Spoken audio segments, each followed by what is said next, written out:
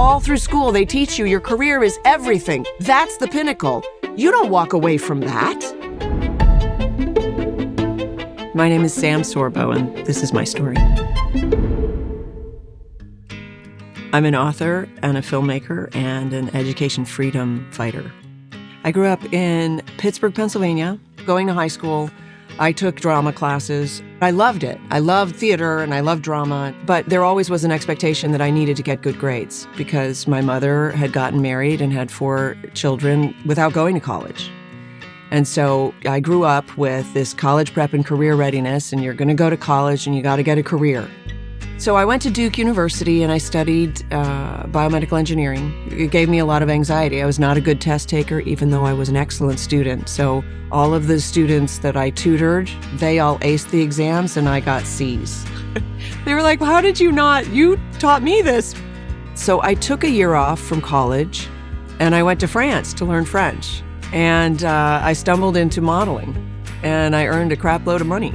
I was very successful, but because I had grown up thinking academics are everything, I was on this track. I had to graduate.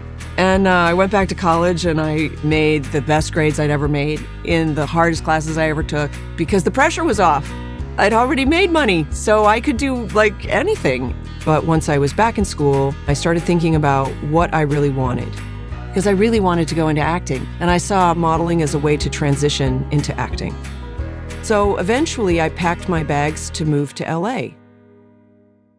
By the time I got to Hollywood, I started wondering what life was about because I had been raised to get a career. If you want to get married later, that's fine. If you get pregnant on the way, have an abortion. These were the values I was raised with.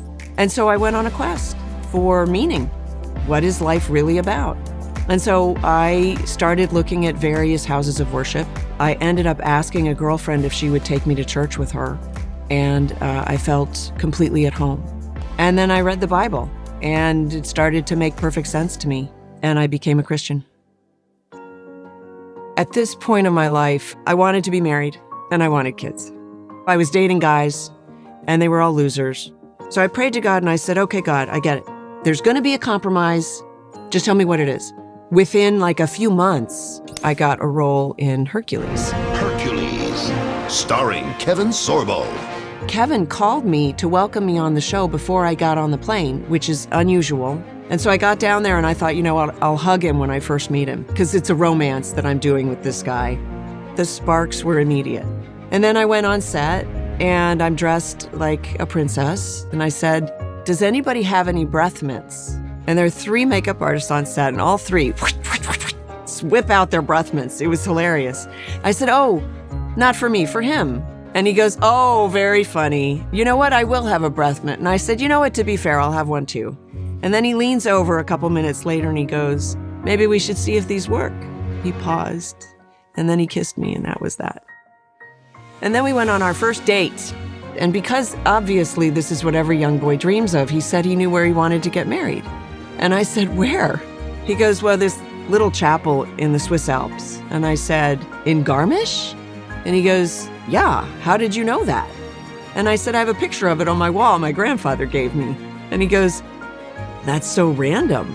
Well, anyway, I'm having 3 kids, boy, boy, girl. And I said, that's so weird. That's what I'm having, boy, boy, girl. And then we got married and we had 3 kids, boy, boy, girl. And I said to God, thank you for giving me the perfect man. There was no catch. I thought for sure there was a compromise. We got engaged 6 months later.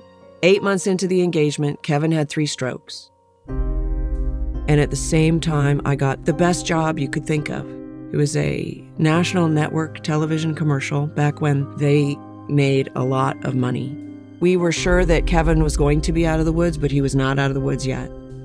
And I walked into intensive care and I said, they want me to leave tomorrow. Do you want me not to go? And he said, yes, I want you not to go. And I said, that's the compromise. I have to want the marriage enough to forego other things. My career was taking off. I was getting great jobs. And I just had to say, okay, that's secondary. And right now, this takes precedence. And so I called my agent and she said, you know what this means, right? If you turn this job down. And what she meant was you're walking away from your career. All through school, they teach you your career is everything, college prep and career readiness. That's the pinnacle. You don't walk away from that. But I knew in that instant, that was the price. And I was so happy to pay it. This is the man of my life. He never got entirely back to where he was. He still has a loss of vision in both eyes, but we're grateful he recovered as much as he did. So we got married, we had the 3 kids. We moved for the better public schools for my oldest. I put him in first grade. I literally remember walking him down to a complete stranger, even though I interviewed every nanny and every babysitter I ever hired, but I trusted the schools. But over time, there were a number of incidents that contributed to my thinking and saying to Kevin, I think homeschooling would be better for our kids than leaving them in school. I remember our son Braden did a book report every month, and I never got them back graded. So one day I asked the teacher, how are Braden's book reports? And like that, she said, oh, not very good. I thought she was joking. I'm like, what? You didn't think it was important for his parents to know he was struggling? So I started doing book report with him every day after school. Then I went, this is like homeschooling. I'm just doing it at the end of the day when everybody's tired and cranky and hungry. So I decided to homeschool at the end of my oldest second grade year. He was like killing it in math. So he was in 3rd, 4th grade math by that point. But he seemed to struggle with his reading. I thought I was a failure. So I put them in a little tiny Christian school that was a hybrid program. And I said, okay, you're the expert. Please take it from here. But school didn't improve his reading, and my son's math actually got worse. It was less successful than I had intended for it to be. And I realized that they were back on a treadmill, so they could only learn at the pace of the whole class. So I took him out after 6 weeks, and I never put him in school again. It took me a little while more to figure out how to best teach my kids, but eventually I got the hang of it. I remember I was telling this story of my failure with the hybrid school, and someone came up to me and said, isn't it wonderful that God allowed you to make that mistake so that he could show you that you're enough? So that's my message to parents, is you're enough.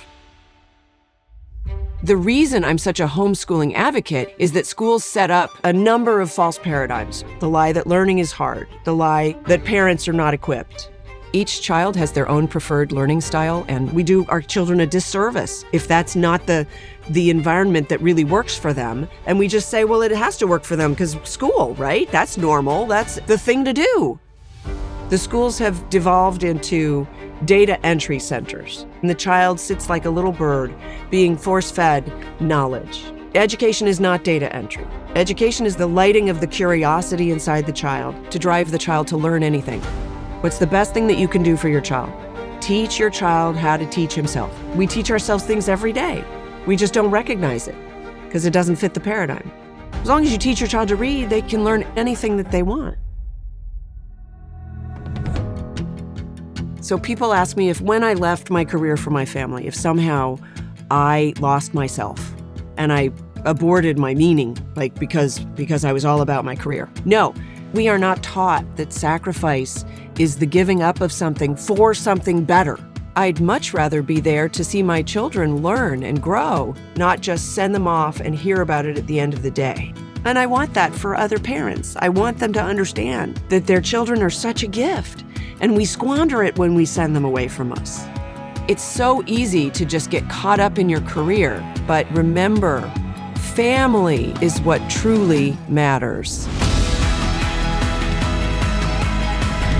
Thank you for watching. To keep PragerU videos free, please consider making a tax-deductible donation.